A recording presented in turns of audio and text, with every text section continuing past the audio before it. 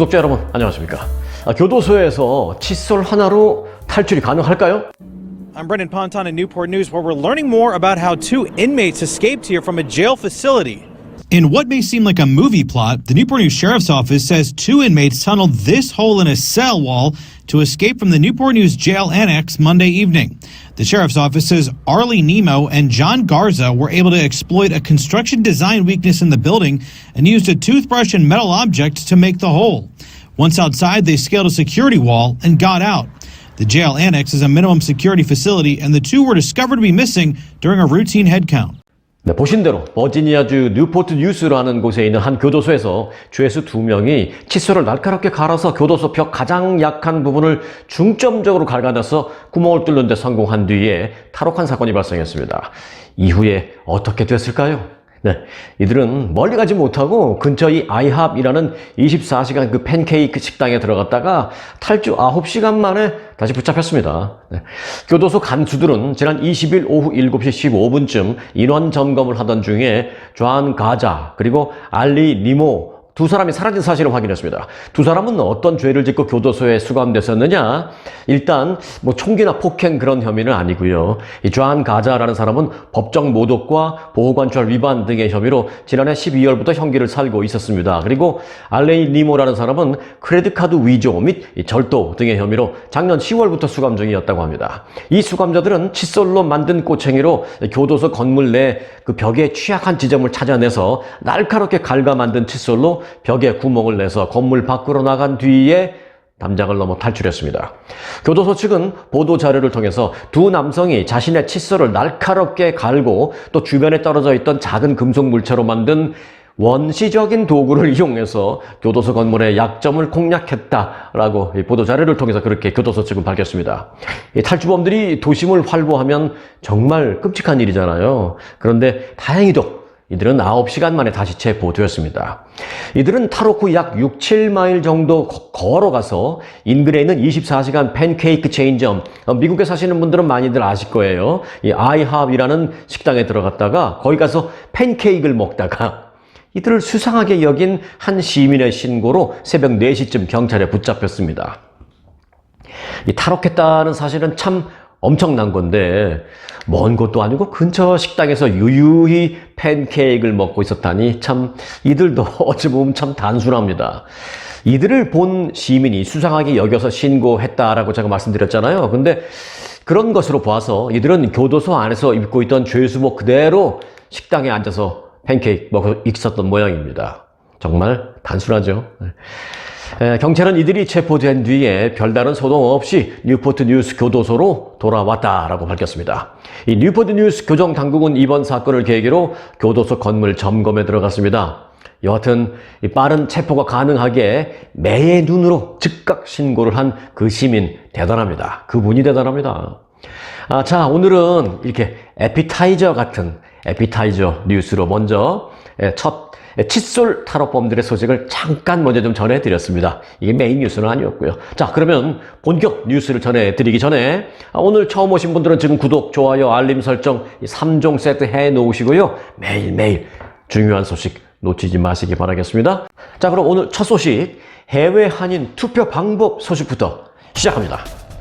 네, 한국에 선거가 있을 때 미국 등 해외에서 투표에 참여할 수 있는 방법을 좀 더 쉽게 하기 위한 방안이 모색됩니다. 이 재외선거 참여율을 높이기 위해서 재외국민투표에 우편 투표를 도입하는 방안이 한국 국회에서 지금 다시 추진됩니다. 다시 추진된다는 것은 처음이 아니다라는 뜻이잖아요. 네, 전에 몇 번 했는데 안 되고 그랬었어요. 더불어민주당의 임종성 의원은 최근 재외국민투표 시 우편 투표제를 도입하는 공직선거법 일부 개정법 안을 발의하고요. 입법 절차에 착수했습니다. 이번 개정안은 외국에서 투표하는 선거인 가운데 재외 투표소에서 멀리 떨어진 곳에 거주하는 선거인 등은 거소 투표를 신청할 수 있도록 하고, 또 거소 투표 용지는 우편을 이용해서 보내주는, 또 그 우편을 이용해서 받는 그런 방식을 하는 우편 투표제를 도입함으로써 재외 국민의 투표 편의를 제고하자, 편의를 더 높여주자라는 그런 것입니다. 그래서 또 참정권을 보장하자라는 그런 내용도 담겨 있는 방안입니다. 현행법은요, 현장 투표만을 규정하고 있습니다. 그래서 재외 공간과 거리가 먼 곳에 사는 이 재외 국민들은 사실상 참정권을 제대로 보장받지 못하고 있는 형편입니다. 쉽게 설명드리면 이렇습니다. 현행법은요, 대통령 선거가 있으면 미국 시민권자가 아닌 분들은 이제 한국 투표 참정권 권리가 있잖아요. 그래서 이제 그런 분들은 투표 자격이 있는데 반드시 영사관을 직접 찾아가서 현장 투표를 해야 합니다. 뭐 꼭 영사관 아니더라도 영사관에서 어디 특정 장소를 만들어 놓고 투표소를 할 수도 있죠. 그런데 그것이 대부분 한인들이 많이 사는 밀집 지역에만 하지 뭐 띄엄띄엄 할 수는 없지 않습니까? 그래서 조금 한인들이 완전히 밀집되어 있는 곳에 살지 않는 그런 분들에게는 투표할 수 있는 상황이 사실 못 됐습니다. 사실 영사관이 가깝게 있는 곳과 그런 곳에 사는 사람들이 얼마나 되겠습니까? 뭐 1시간 정도 갈 수 있다면 모를까? 예를 들어서 영사관이나 그런 투표 장소까지 2시간, 3시간 정도 걸리는 곳에 사는 분들은 왔다 갔다 하루 종일 걸릴 텐데 생업을 제껴놓고 왕복 5시간, 6시간씩 운전을 해서 투표를 하러 간다는 것이 사실 좀 어려운 일이었습니다. 그동안 이 수차례 관련 지적이 꾸준히 제기되면서 그래서 이제 선거철마다 한국 정치권에서 이 법안 개정을 논의했었습니다만은 번번이 법안 처리가 무산됐었습니다. 지난해 20대 대통령 선거를 앞두고 2021년 7월 이 관련 논의가 진행되기로 했었습니다만은 결국 또 그때도 개정은 이루어지지 못했습니다. 자, 이와 관련해서 더불어민주당의 임종성 의원은 우편 투표제가 조속히 도입됨으로써 재외국민 유권자들의 투표 편의가 제고되고 또 참정권이 제대로 보장되기를 기대한다라고 강조했습니다. 영사관까지 가지 않고 집에서 우편 투표로 한국 대통령 선거에 참여할 수 있다면 투표율은 분명히 크게 올라갈 것입니다. 그렇지 않겠습니까? 여러분들도 투표 권한이 있으신 분들이라면 영사관이라 이렇게 1시간, 2시간, 뭐 3시간씩 운전 안 하고 가도 되고 집에서 우편으로 투표용지를 받아서 거기다가 투표를 해서 다시 또 우편으로 보낼 수 있다면 안 하실 분이 어디 있겠어요? 거의 다 하실 겁니다, 아마. 자, 그러면 해외 유권자들은 얼마나 될까요? 자, 일단 미국 내 한인 유권자만 계산을 해보니까요, 무려 85만 명에서 최고 90만 명은 되는 것으로 추산됐습니다. 이 숫자가 의미하는 게 뭘까요? 한 예로 바로 지난번 대통령 선거에서 윤석열 대통령은 불과 24만 표 차이로 승리했었습니다. 그런데 미국 내 유권자가 80에서 90만 명이나 된다?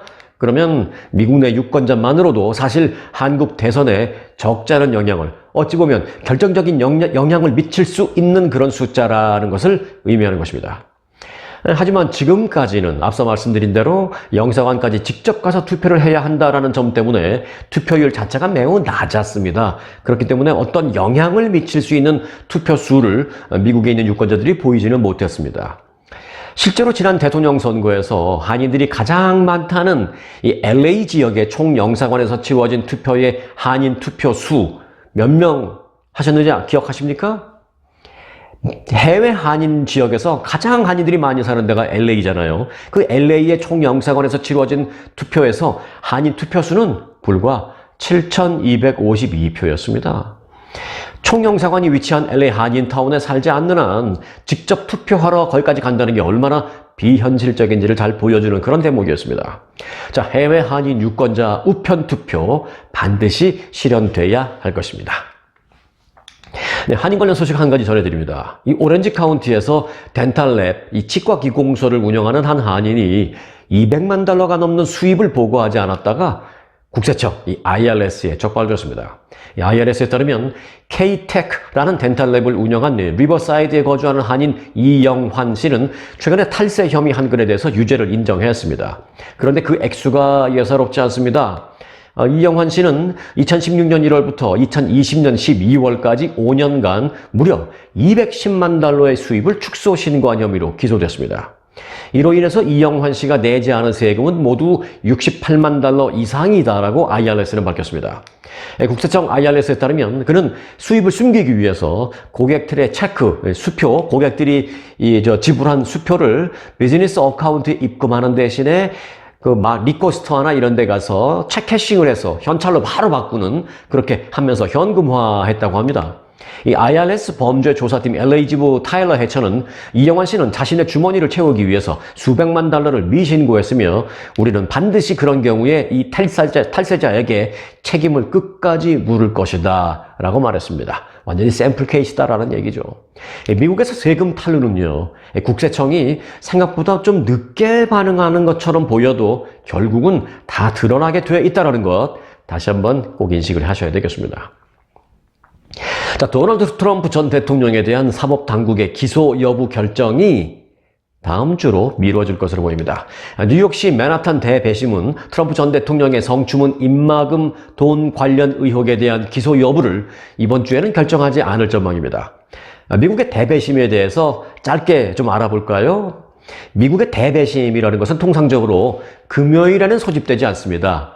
휴일을 바로 하루 앞두고 있기 때문에 금요일에는 소집되지 않아요. 그리고 또 혹시 다음 날까지 하루 더 연장해서 무언가 해야 할 수도 있는 경우도 있기 때문에 금요일 날 소집하면 자칫 토요일 날 소집할 수도 없고 안 할 수도 없고 그런 문제가 있잖아요. 그래서 이제 통상적으로 미국의 대배심은 금요일에는 소집하지 않습니다. 그렇기 때문에 트럼프 전 대통령의 기소 여부는 어차피 이번 주는 지났다라고 봐야 되고요. 그래서 이제 빨라도 다음 주 초로 미루어지게 됐습니다. 맨하튼 대배심은 주로 월요일, 수요일, 그리고 목요일에 소집하고 있습니다. 그러니까 이제 다음 주 월요일, 아니면 아니면 목요일에 기소 여부가 결정될 수도 있죠. 자, 미국의 형사법의 특징 가운데 하나인 이 대배심이라는 것은 검찰이 중대한 범죄에 대해서 공소를 제기할 경우에 거쳐야 하는 단계입니다. 그러니까 이제 우리가 흔히 보는 배심원 재판 할 때 재판을 할 때 검사 측이 있고 변호인 측이 있고 저쪽에 배심원들 쫙 앉아 있잖아요. 그런 배심원단을 얘기하는 건 아닙니다. 지금 대배심이라는 것은 그건 이제 미국식으로 표현하면 배심원단 또는 소배심 이렇게 표현할 수 있고요. 지금 클린턴 전 대통령에 대해서 기소를 하냐 마냐를 결정할 그거를 검사할 그 대배심은 우리가 흔히 영화에서 보는 재판정 안에서 쫙 20명씩 앉아있는 그 배심원단과는 조금 다른 겁니다. 자, 그래서 지금 저희가 얘기하고 있는 이 대배심이라는 것은 뭘 하는 것이냐? 검사의 이 기소가 정당한 건지 그리고 충분한 증거가 제출됐는지 등등에 대해서만 심사를 하는 겁니다. 이 사람이 유죄다, 무죄다 그걸 검사하는 게 아니라 자, 다시 합니다. 대배심은 검사가 기소를 하려고 하는데 이 기소하려고 하는 것이 정당한지 그리고 충분한 증거가 제출이 돼서 고려가 됐는지 이런 거를 심사하는 겁니다. 비공개로 하는 거예요. 그 영화에 보는 것처럼 재판장에 쫙 앉아서 하는 게 아니라 비공개로 이제 대배심원단이 심사를 합니다. 대배심은 검사와 증인의 증언을 또 청취하긴 합니다. 그렇지만 이제 피의자, 즉 기소가 될 사람, 피의자가 직접 이 심사 과정에 참여하는 경우는 흔치는 않습니다. 없는 건 아닌데 굉장히 드뭅니다. 다시 말해서 기소된 피의자가 대배심 앞에 설 일은 거의 없다라는 것입니다. 또 다시 말해서 트럼프 전 대통령이 이 대배심원단 앞에 설 일은 없다라는 것이죠. 이제 자료만 갖고 이들이 심사를 한다는 겁니다. 자, 그리고 이 대배심은 앞서 말씀드린 대로 유죄냐 무죄냐를 결정하는 그 소배심과는 달리 만장일치가 아닌 다수결로 기소 여부를 결정합니다. 그래서 어제 말씀드렸죠. 지금 트럼프 전 대통령에 대한 그 기소 여부를 결정하는 대배심은 모두 23명으로 구성되어 있는데요. 자, 그렇다면 다수결이라고 말씀드렸잖아요. 그 23명 가운데 12명만 이건 기소가 정당하다, 법적으로 이 문제가 없는 것 같다라고 12명만 손을 들면 트럼프 전 대통령 기소가 될 수가 있다는 그런 얘기입니다. 자, 다음 주 초 월요일 결정될 수도 있습니다. 자, 저희 레알 뉴스와 함께 하시면서 그 드라마틱하고 중요한 그 순간들 놓치지 마시기 바라겠습니다. 그래서 구독, 좋아요, 알림 설정을 그래서 꼭 해놓으시라는 말씀을 드리겠습니다. 자, 오랜만에 스타벅스 얘기를 좀 해드릴까요? 시애틀에 본사를 둔 세계 최대 커피 체인 업체 스타벅스의 CEO가 최근에 새로 임명됐잖아요. 그 인도계 미국인 렉스먼 레러시먼이라는 사람이 임명됐는데 신임 이 넥스먼 레러시먼 CEO는요, 이 취임 일성으로 이렇게 말했습니다. 한 달에 한 번 매장에서 내가 직접 근무를 하겠다라고 말했습니다. 그래서 그는 어제 이제 직원들에게 보낸 이메일에서 스타벅스의 도전과 기회뿐만이 아니라 스타벅스의 문화와 고객에 더 가까이 다가가기 위해서 매달 반나절은 매장에서 내가 직접 근무할 계획입니다 라고 밝혔습니다. 방금 전에 제가 말씀드릴 때 스타벅스의 문화에 더 가까이 다가가기 위해서라고 이렇게 이메일을 보낸 내용 중에 있다고 말씀드렸잖아요. 이 새로운 신임 CEO가 말한 그 내용에 아주 중요한 부분이 들어있습니다. 스타벅스의 문화에 더 가까이 다가가겠다. 사실 스타벅스는 그 스타벅스 내부적으로의 슬로건이 있습니다. 그 슬로건은 뭐냐? We don't sell coffee, we sell cultures. 우리는 커피를 파는 게 아닙니다. 우리는 문화를 팝니다. 이게 의미하는 게 뭐냐? 한번 상상해 보세요. 우리 이제 거리를 다니다 보면 또는 뭐 사무실이나 이런 데 보면은 이제 커피잔 이렇게 들고 다니는 경우 많잖아요. 매장에서 산 것들. 뭐 인근에 조그만 뭐 ABC 커피숍에서 산 것일 수도 있고 뭐 BCD에서 산 걸 수도 있는데 스타벅스에서 산 그 커피잔을 들고 이렇게 들고 다니면 왠지 좀 이렇게 우쭐까지는 아니어도 왠지 나 지금 스타벅스 커피 먹어라는 어떤 그 자부심 같은 게 나름대로 있다고 해요. 그래서 그 스타벅스 커피 잔을 들고 다니는 그 자체가 젊은이들 사이에서 하나의 문화 같은 개념으로 다가온다고 합니다. 그래서 단순히 커피를 마시는 게 아니라 not just coffee, 스타벅스 커피 이런 느낌이죠. 그래서 그들은 우리는 커피를 파는 게 아니다. 우리는 스타벅스의 문화를 파는 것이다 라는 그런 내부적인 슬로건이 있거든요. 그 CEO가 그걸 간파하고 있는 것이죠. 자, 여하튼 이어서 리더십 팀의 모든 구성원도 지원 부서가 매장과 계속 소통을 하면서 토론과 개선을 할 수 있도록 내가 해주겠다. 그렇게 신임 CEO가 말했습니다. 렉스먼 네러시먼 CEO는요, 지난해 말에 임명이 됐었는데, 그동안 스타벅스 창업자이자 임시 CEO였던, 임시 CEO는 그렇다 치고 이제 스타벅스 창업자, 누군지 다 기억하시죠? 네. 하워드 슐츠. 그 하워드 슐츠와 함께 이 신임 CEO가 계속 같이 몇 달 일하면서 수개월 동안 그 인수인계를 받았다고 합니다. 이 기간 동안 그는 매장에서 40시간의 바리스타 교육도 직접 받았다고 합니다. 또 스타벅스의 상징인 녹색 앞치마를 두르고 매장에서 직접 손님들을 맞이하는 근무까지도 했다고 합니다. CEO가요.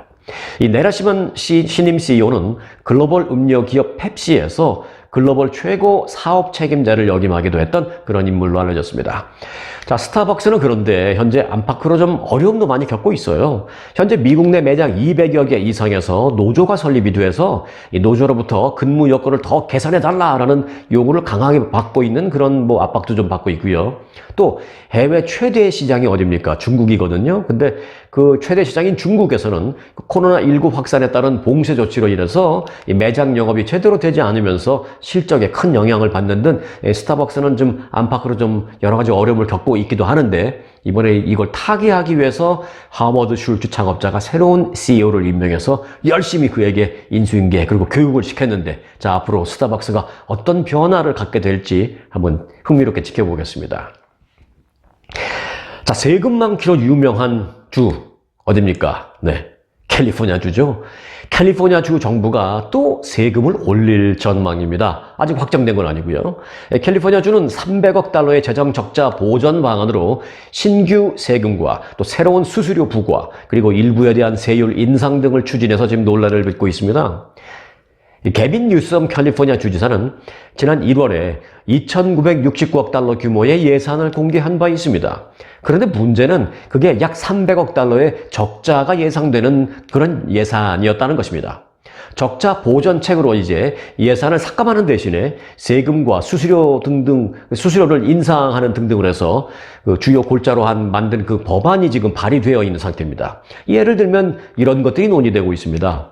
없던 건데 이제 새로 생기는 그런 것들이에요. 주로 이제 새로운 수수료가 많이 생긴 건 아니고요. 생기려고 지금 고민을 하고 있는 거죠. 자, 가솔린 지하 저장고 수수료. 요건 뭐 개인하고는 관계없지만, 네. 그리고 드라이빙 스쿨 자격증을 얻을 때 내는 수수료 인상.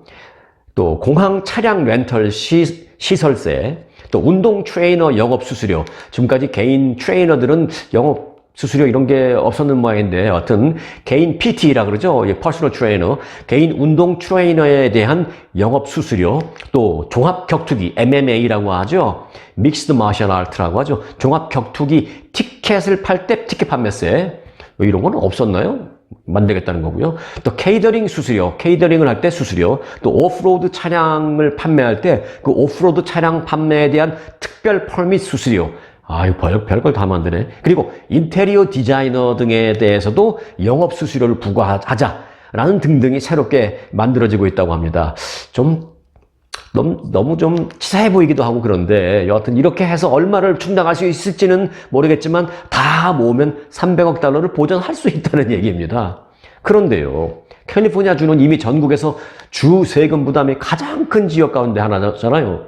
지난해 4월에 실시된 조사에 따르면 캘리포니아주 투표자의 3명 가운데 2명이 가주 세금이 너무 높다라는 불만을 표시했습니다. 세금이 지겨워서 캘리포니아를 떠나려는 사람들이 그래서 요즘 많이 늘고 있습니다. 개인의 경우야 마음이 있다고 해도 가족이나 지인 또는 직장 등등의 이유로 쉽게 탈캘리포니아를 단행하지 못합니다만은 기업의 경우는 탈캘리포니아를 하는 사례가 실제로 많이 늘고 있습니다. 특히 한인들도 많이 운영하는 봉제 또는 의류 기업들의 경우에 임금이 비교적 저렴하고 주정부 소득세도 없는 텍사스 쪽으로의 이탈이 가속화되고 있는 실정입니다. 자, 그렇다면 은퇴를 한 후에는 그럼 어느 도시가 가장 살기 편할까요? 조사 결과를 전해드리겠습니다. 자, 먼저 반대의 경우부터 좀 볼까요? 어느 곳이 제일 살기 좋으냐가 아니라 이제 반대, 제일 열악한 곳. 미국인들에게 은퇴 후 생활하기 가장 힘들고 열악한 곳으로는 어디가 꼽혔을까요? 시티. 네. 뉴욕이 1위에 올랐습니다. 금융정보기업 월렛 허브가 50개 주를 모두 비교한 보고서에 따르면 뉴욕이 경제성 면에서 최하위, 삶의 질과 건강 관리 면에서 전체적으로 46위를 차지했습니다. 46위도 최하위는 마찬가지죠. 50개 주 46등. 삶의 질에서는 10위권, 의료 분야에서는 16위권에 들었지만 뉴욕의 종합점수는 경제성 평가 분야에서 점수가 크게 깎이면서 최악의 1위를 기록했습니다. 그 경제성 부문에서 점수가 크게 깎인 원인은요, 뉴욕이라는 곳이 잘 아시다시피 알래스카 다음으로 생활비가 높고 50개 주 가운데 세 번째로 높은 세금 부담률이 있기 때문입니다. 예를 들어서 뉴욕에서는 100만 달러의 은퇴 저축이 있다 하더라도 보통 사람들은 약 14년 정도만 쓰면 다 쓴다는 겁니다. 뉴욕에서. 그 정도밖에 안 된다는 겁니다. 뉴욕의 이웃한 뉴저지는 경제성 면에서는 49위를 차지했고 거의 같은 꼴등 바로 위죠. 그리고 더 계속 하위권에 있는 주들이 버몬트주, 매사추세츠, 메릴랜드, 워싱턴, 코네티컷, 메인, 일리노이, 오레곤주 등이 하위 10위를 차지했습니다. 자, 그럼 은퇴 후에 비교적 적은 돈으로 살기 편한 곳은 어디일지를 알아볼까요? 1위는요, 엘라베마 주로 꼽혔습니다. 이 엘라베마가 은퇴하기에 가장 저렴한 주로 꼽혔고요. 이어서 테네시, 버지니아, 사우스캐롤라이나, 와이오밍, 델라웨어, 조지아, 아칸소, 플로리다, 미시시피가 그 뒤를 이었습니다. 그런데 이제 매번 이 같은 순위를 뉴스로 전해드리고 있기는 합니다만 제가 그럴 때마다 제가 늘 말씀드리는 것은요, 생활비가 덜 드는 곳, 즉 좀 저렴한 곳이다라고 해서 무조건 거기가 좋은 곳이고 무조건 그리로 가려고 생각할 필요가 있는 게 아니라 자신의 필요성과 요구사항을 충분히 평가해서 나에게 가장 적합한 은퇴 도시는 어디일까? 그렇게 생각해야 한다라는 것입니다. 생활비가 고려를 해야만 하는 그 대상 순위에서 물론 높기는 합니다만은 편안함과 더불어서 즐거움도 함께 느끼기 위해서 고려해야 할 것은 많습니다. 개인마다 다 틀립니다. 예를 들어서 가족 문제, 교통 문제, 의료 접근성 문제, 또 야외 및 창의 활동이 가능한지 여부의 문제, 또 공동체 의식을 가질 수 있는 장소와 가까운 곳에 있는지 등등 복합적으로 고려해야 할 것이 많다라는 것입니다. 여러분들이 처한 또 여러분들이 필요로 하는 것에 따라서 가장 좋은 것이 다 다를 겁니다. 어디가 1등이다, 2등이다. 사실은 제가 전해드리긴 합니다만은 어찌 보면 큰 의미는 없습니다. 참고만 할 수 있는 정도지요. 여러분들은 여러분에게 맞는 가장 행복할 수 있는 도시가 다 따로 있을 것입니다. 어찌 보면 지금 계신 바로 그곳일 수도 있습니다. 네, 그곳에서 행복하게 우리가 좀 창조적으로 행복하시길 바라겠습니다. 네. 자, 어제 5살 한인 어린이가 학교에 가지고 간 도시락에 김치가 있어서 학교에서 냄새가 난다는 이유로 한인 학부모에게 전화와 이메일로 경고를 학교에서 했다라는 소식을 전해드린 바 있는데요. 이에 대한 구독자 여러분들의 댓글이 많이 왔습니다. 그래서 이 시간에는 우리 구독자님들은 그런 이슈에 대해서 어떻게 생각하셨는지 그 댓글을 좀 소개해드리는 시간을 잠시 가지려고 합니다. 자, 먼저 아이디가 정홍으로 되어 있는 분 구독자였습니다. 이렇게 쓰여져 있었습니다. 그 교사의 항의 어휘는 감정 상하게 만들지만 공동생활에 맞추어서 주변을 생각하면서 살았으면 좋겠습니다. 라고 보내주셨고요. 아이디 영희팍이라는 분은 5세 아이가 먹는 김치라면 순한 맛, 그런 순한 김치일 것 같은데 그만큼 마늘이나 젓갈 냄새도 덜 나는 것이 아니었을까요? 또 미국 마켓에서 파는 김치는 많이 순화돼서 나오지 않습니까? 그 교사가 좀 심한 것 같습니다.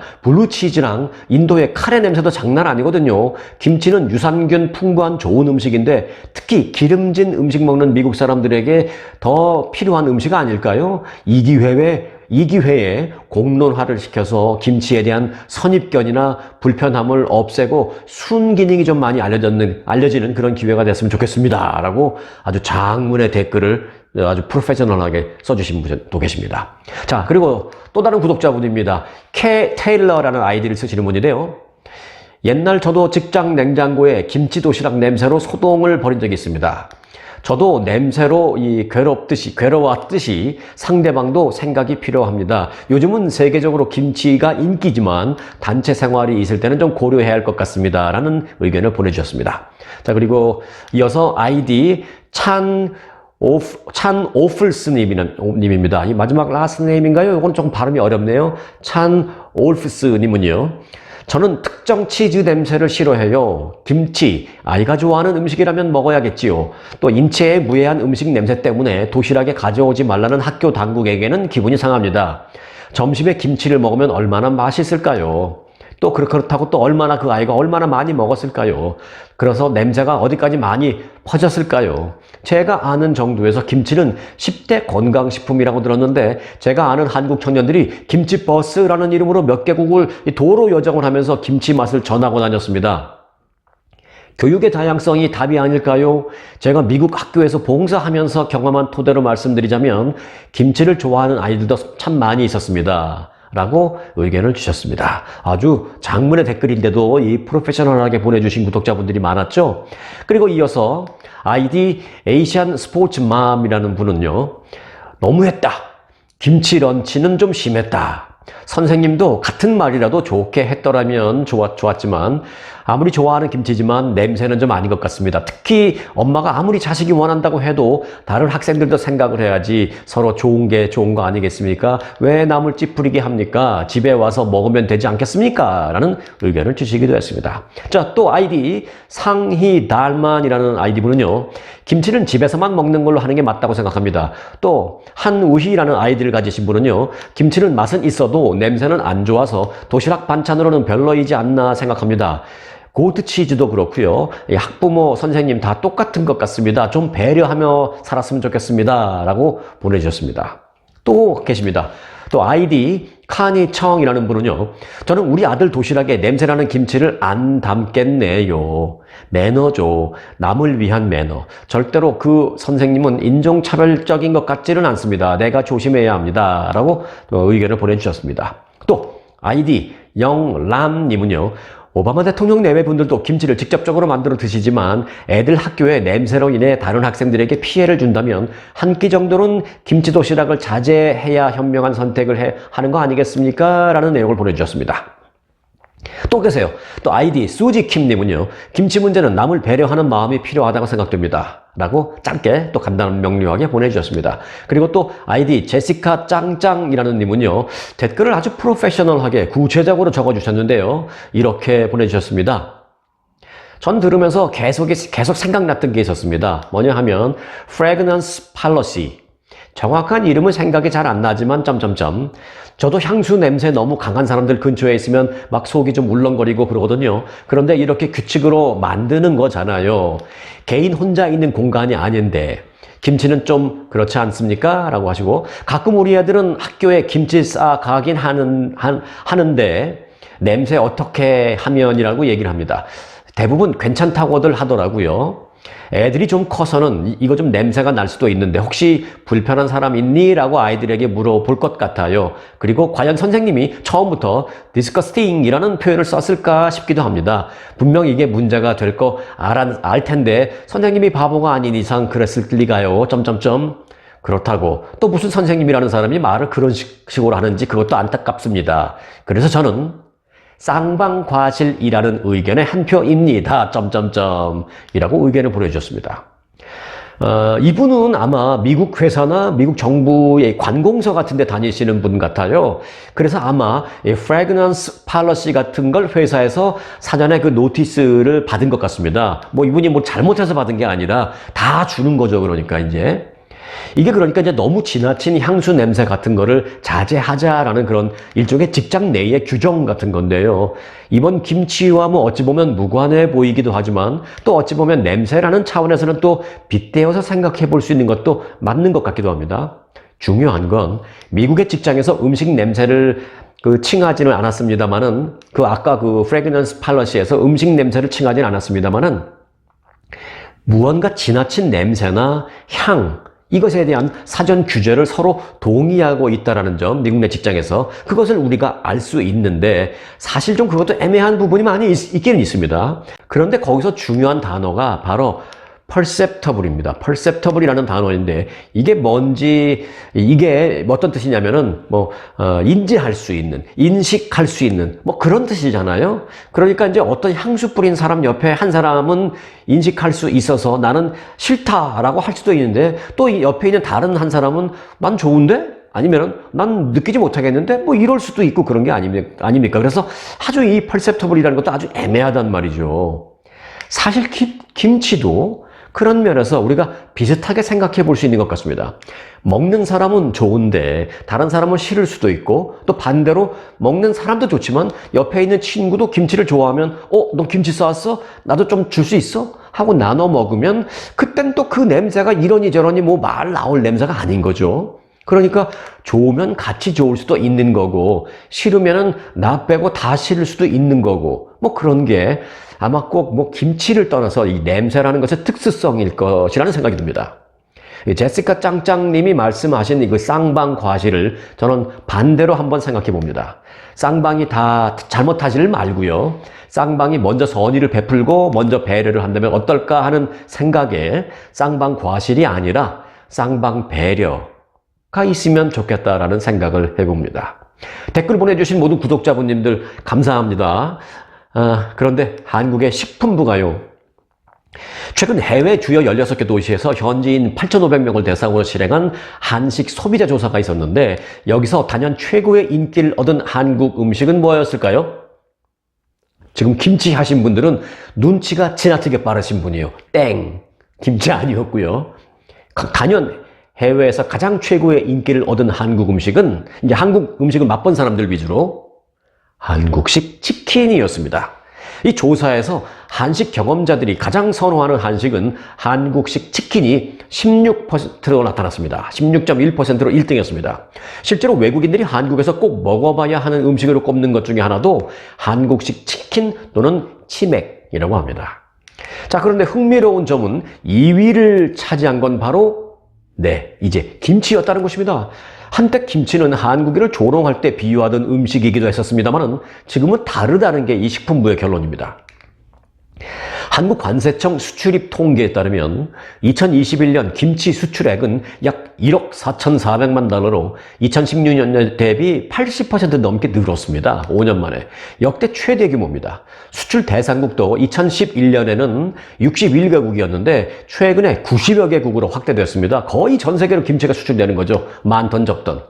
특히 코로나 팬데믹 이후에 김치 수출이 크게 늘었습니다. 거기에 이유가 있습니다. 면역력을 높이는 효과가 있다는 연구가 알려지면서부터입니다. 실제로 프랑스 몽펠리에 대학교 장 부스케 교수 연구팀은 코로나19 사망자 수와 또 지역별 식생활 차이의 상관관계를 연구했는데 그 연구에서 발효된 배추를 주로 먹는 국가들의 사망자 수가 눈에 띄게 적다라는 공통점이 있다고 발표를 했습니다. 장 부스케 교수는 이 세계호흡기 질환 퇴치 연맹 회장을 지낸 사실 세계호흡기 분야의 아주 탑 클래스 세계적인 권위자입니다. 김치. 우리가 앞서 생각해 봤던 호불호가 있습니다만은 냄새가 어떠저쩌고 호불호가 있습니다만은 분명 달라진 건 얼마든지 우리가 지금 알 수 있습니다. 예를 들어서 한국의 종갓집 김치를 만드는 회사 종가라는 회사는요. 작년에 미국의 김치 공장을 아예 세워버렸습니다.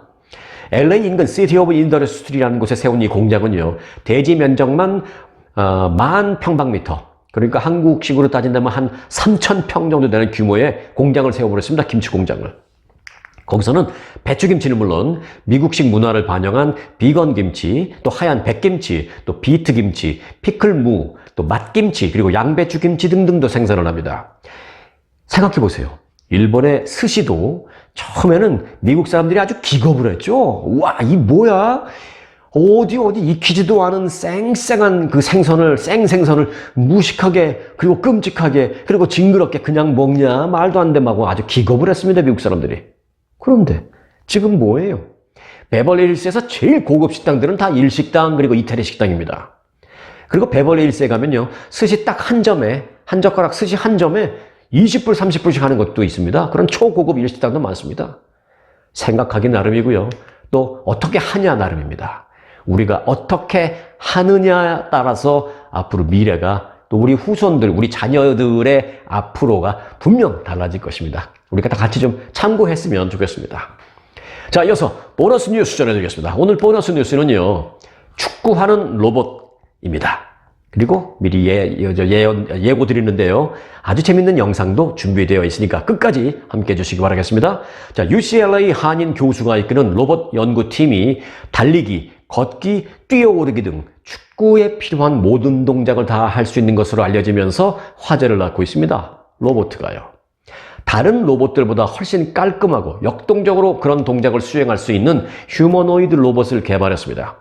데니스 홍, 한국 이름은 홍원서 교수님입니다. UCLA 기계공학과 교수 겸 또 로봇 메커니즘 연구소 로멜라라는 연구소의 소장, 그 데니스 홍 교수와 그 연구원들이 개발한 이 로봇의 이름은요, 아르테미스입니다. 아르테미스는 경직된 근육을 가진 다른 축구 로봇들과는 달리 로멜라 그 연구소에서 새롭게 개발한 인공 근육 기술을 이용한 세계 최초의 휴머노이드 로봇입니다. 로봇이 인간처럼 탄성을 가지고 탄력을 갖고 움직일 수 있게 만드는 이른바 인공 근육이 장착된 겁니다. 사실 이 로봇은 축구만 하려고 탄생한 게 아닙니다. 축구를 할 수 있을 정도의 관절의 탄력을 갖고 궁극적으로는 재난 현장에서 사람들의 생명을 구하는 재난 구조 로봇이 되는 것을 목표로 해서 탄생한 겁니다. 데니스 홍 교수와 그의 연구원들이 만든 겁니다. 그래서 오늘 보너스 뉴스는요, 이 데니스 홍 교수의 그 축구 로봇이 얼마나 잘 뛰고 잘 움직이는지 영상을 소개해드리면서 마치려고 합니다. 자, 오늘도 처음 방문하신 분들은요, 구독, 좋아요, 알림 설정 잊지 마시고요. 매일 방문하시면서 특히 이 영상 보너스 뉴스까지 영상 끝까지 함께 해주시는 분들에게는 정말 더더욱 특별한 감사를 드립니다. 자, 여러분 오늘도 편안하시고요. 정말 고맙습니다.